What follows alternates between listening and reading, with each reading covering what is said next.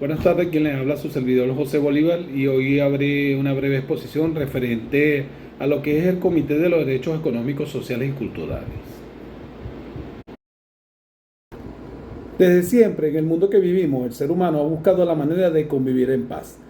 Debido a esta necesidad de cada gobierno representado, intenta y procura el diálogo y expresa su inquietud en cuanto a su relación con otro Estado. En su semejante, ahora bien, gracias a estas discusiones y a las negociaciones derivadas de estas, se han creado instituciones como el Comité de Derechos. Se podría resaltar lo económico, sin embargo, se ha resultado crear comités sociales y culturales.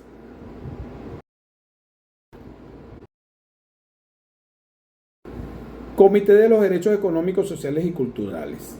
Tuvo su inicio a principios del siglo XVII, concretamente en el año 1621, dentro de la Cámara de Lores de Londres. Se acuñó para poder definir el grupo de representantes políticos que se reunían con el claro objetivo de poder darle solución a un problema en concreto. En épocas modernas es empleado como sinónimo de la palabra comisión, la cual es un término jurídico y social. Puede ser definida como un grupo de individuos que trabajan en conjunto para resolver alguna problemática o llevar a cabo un proyecto. Como toda sociedad iniciada por el ser humano, posee una serie de características específicas que permite diferenciarlo de otro tipo de agrupaciones. Las mismas se vinculan a su creación. Es realizada con una serie de facultades específicas, debido a que desde su inicio es concebido para indagar la solución de situaciones determinadas. Dependiendo de la naturaleza del estudio realizado por un comité, el mismo puede ser creado de manera temporal o permanente. Dentro del contexto de la política, el comité es el encargado de la dirección del partido político. En ese sentido particular, el comité posee una serie de facultades centradas en la toma de decisiones y regulaciones según una serie de estatutos internos de cada agrupación. En términos coloquiales, en algunos países se denomina comité al local, donde se reúnen los diferentes integrantes de un partido político. Asimismo, es relevante mencionar que en el aspecto general los comités poseen una clarificación de acuerdo a la naturaleza de los fenómenos que estudian, la cual en términos regulares se integran por los siguientes tipos: directivo, ejecutivo, de vigilancia y consultivo. El directivo representa a los accionistas de una empresa o organización. De igual manera, en términos generales, se representa por la figura de mando, autoridad. Su función consiste en deliberar y resolver los asuntos que surgen en la organización. Ejecutivo lo nombra el comité directivo para que dirija la ejecución de los acuerdos obtenidos a través de las diferentes reuniones. De vigilancia lo representa el personal de confianza, cuya función es impersonal las labores del empleado de la empresa o de los colaboradores a nivel general. Consultivo está compuesto por especialistas que emiten directamente sobre problemas que le son consultados. A nivel internacional, los comités son los órganos creados y cuyo enfoque está mayormente vinculado a la aplicación de los diferentes tratados en materia de derechos humanos. En ese sentido, priorizando la aplicación de medidas por parte de cada Estado que conforma un conglomerado dentro de la Organización de los Derechos Humanos y conforma a su vez por un grupo de expertos independientes cuya finalidad es velar por la aprobación, supervisión, actualización y aplicación de lo correspondiente.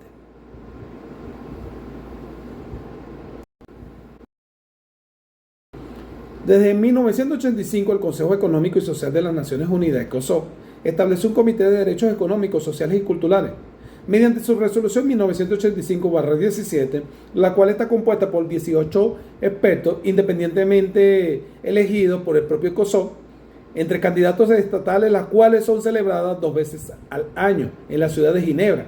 Cada sesión plenaria tiene una duración de 3 semanas y una semana antes se encuentra un equipo de trabajo. No solo precisa las obligaciones de control, sino que es el encargado de emitir observaciones y recomendaciones. El sistema se ha modernizado con la entrada en vigor de protocolos facultativos desde el año 2008 y el 5 de mayo de 2013. Ese protocolo facultativo revisa y aumenta la competencia del comité para recibir y examinar comunicaciones de individuos que pueden alegar la violación de los derechos protegidos bajo pacto, y también la posibilidad para el comité de emprender investigaciones sobre violaciones graves o sistemática de cualquiera de los derechos enunciados. También, según el protocolo, podrá examinar denuncias interestatales, pero no en este caso. Ningún Estado es parte ha permitido esta posibilidad. El comité examina cada informe de que los Estados partes tiene el deber de presentar cada cierto tiempo en donde se explica de qué manera se está aplicando los derechos económicos, sociales y culturales, para luego señalar cuáles son sus inquietudes y dar las respectivas sugerencias e indicaciones al Estado. Esto es un principio de cada 2 años y luego aumenta cada 5 años. Asimismo, este goza de atribuciones de evaluar avisos de personas que exponen que su derecho en cuanto a las normas del pacto ha sido violentado, y a partir de allí depende de cuál sean los escenarios a actuar y realizar investigaciones sobre los hechos para determinar si verdaderamente han sido violados los derechos económicos, sociales y culturales que se declaran en el pacto y la gravedad del mismo. El resultado de dicha evaluación se publicará como observación general. En este mismo orden de ideas, el comité tiene la responsabilidad de revisar y ser vigilante de que las medidas del pacto sean aplicadas por parte de cada Estado, para que cada individuo tenga la posibilidad de disfrutar completamente los derechos establecidos en el pacto. El Pacto Internacional de Derechos Económicos, Sociales y Culturales fue aprobado el 16 de diciembre de 1966 por la Asamblea General de las Organizaciones de las Naciones Unidas, de manera conjunta con la aprobación del Pacto Internacional de Derechos Civiles y Políticos. Ambos tratados desarrollan el contenido de la Declaración Universal de Derechos Humanos y son obligatorios para los estados que han manifestado su consentimiento de quedar vinculados a ello. No establece un ámbito territorial de la aplicación, pero se hace extensible a todo el territorio bajo la soberanía del Estado parte. Este pacto no parece conferir derechos de forma directa, sino que depende del cumplimiento de ciertas obligaciones positivas por parte de los estados. En concreto, las obligaciones de adoptar medidas poniendo a su disposición todos los medios apropiados y en un plazo de tiempo lo más breve posible. Y el segundo, garantizar todos los derechos sin discriminación. ¿Quiénes son los destinatarios de los derechos humanos reconocidos por el pacto? Por un lado, los pueblos, ya que el pacto reconoce que todos los pueblos tienen el derecho de libre determinación y que todos los pueblos pueden disponer libremente de sus riquezas y recursos naturales. Y por otro lado, todas las personas. ¿Cuáles son estos derechos sociales y culturales y económicos que protegen el pacto?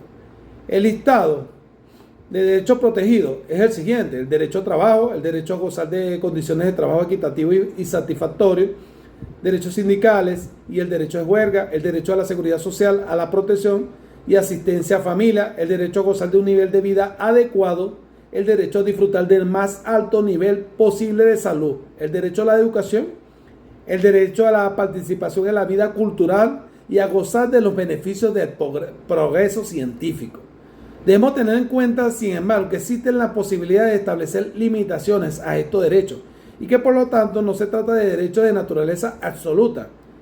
En cualquier caso, deberá tratarse de limitaciones establecidas por la ley, que se admitirán solo en la medida compatible con la naturaleza de los derechos y con el exclusivo objetivo o objeto de promover el bienestar general en una sociedad democrática. El propio pacto reconoce la posibilidad de incluir limitaciones que serán únicamente aplicables a las personas no nacionalizadas del Estado parte, en cuyo caso el Estado deberá determinar en qué medida garantizará los derechos económicos reconocidos y otro tipo de limitaciones que serán más específicas para el goce de determinados derechos. Por ejemplo, restricciones legales al ejercicio del derecho asociado, sindical o huelga de los miembros de las Fuerzas Armadas, de la Policía o de la Administración del Estado. Conociendo los derechos reconocidos, ahora debemos subrayar cómo se ha encontrado el cumplimiento de los Estados de las obligaciones adquiridas a través del pacto. El método de control obligatorio es representación de los informes nacionales sobre las medidas adoptadas y los progresos realizados. Por el sistema de informes, los Estados se comprometen a presentar un informe sobre qué disposición han adoptado y qué efectos se han dado los derechos reconocidos en ese pacto, y también sobre el progreso que hayan realizado en cuanto al goce de esos derechos. El pacto contempla que el primer informe se presentará en un plazo de 1 año, a contar la entrada en vigor del pacto. Con respecto a cada Estado parte, hoy en día se presentan cada 5 años. El procedimiento diseñado suponía una representación ante el Secretario General de Naciones Unidas, que luego lo transmitía al ECOSOC para su examen. El ECOSOC lo transmitía a los organismos especializados y a las comisiones de derechos humanos para su estudio. Posteriormente, el ECOSOC emitió un informe con sus recomendaciones generales y un resumen que se hacía público a todos los estados en la Asamblea General. Venezuela es uno de los 164 estados que han ratificado el Pacto Internacional de Derechos Económicos, Sociales y Culturales, y por lo tanto debe presentar el informe periódicamente ante el Comité de 18 expertos internacionales independientes sobre cómo está implementado el pacto.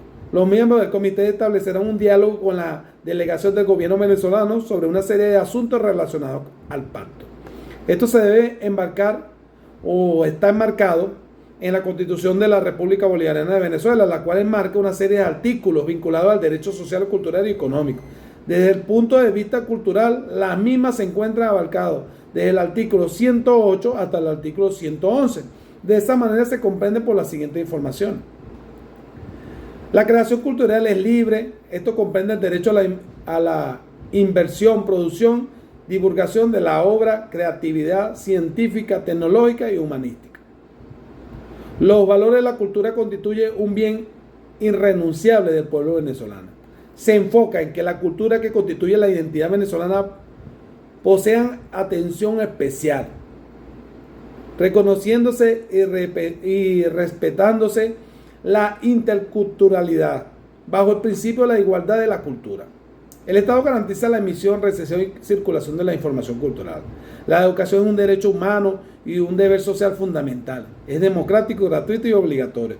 Toda persona tiene derecho a una educación integral de calidad, permanente e igualdad de condiciones y oportunidades. La educación estará a cargo de personas de reconocida moralidad. La ley determinará las profesiones que requieren títulos y las condiciones que deben cumplirse para ejercerla,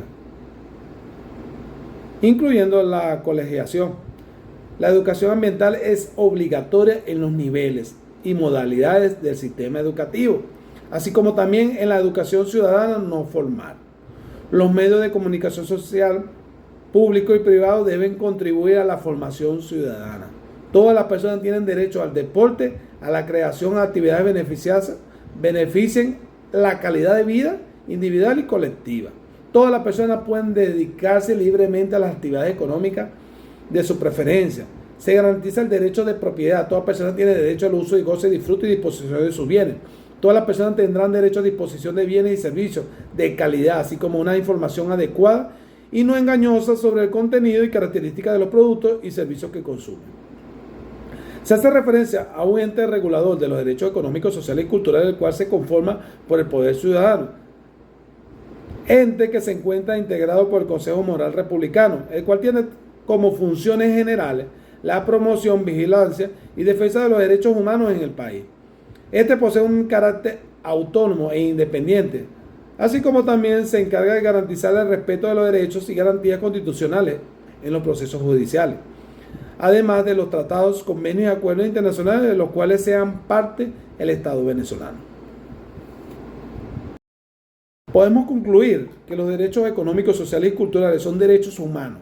Como tales tienen su origen en la dignidad inherente a todas las personas por las que son, universal, porque pertenecen a todo ser humano, indivisible. No puede fraccionarse ni reducirse, inalienable, no se puede perder, interdependiente. La realización de cada derecho es indispensable para el pleno goce de los demás derechos. Muchas gracias por su atención y que tenga un excelente día.